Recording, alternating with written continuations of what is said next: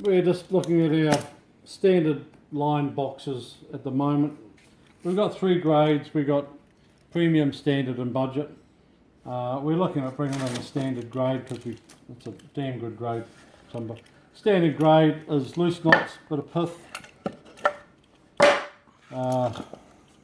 tight knots, bit of pith,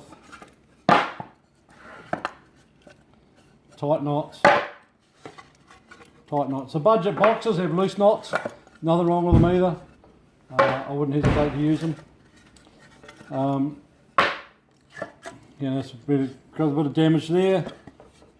That's a premium box, and they've got a bit of damage there, so they call it standard.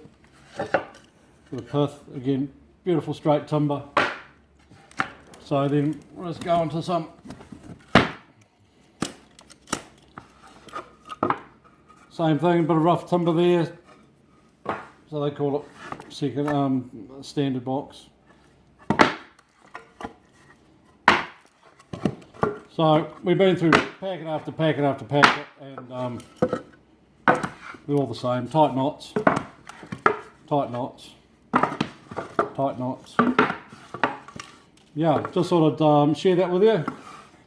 These will be coming to you soon.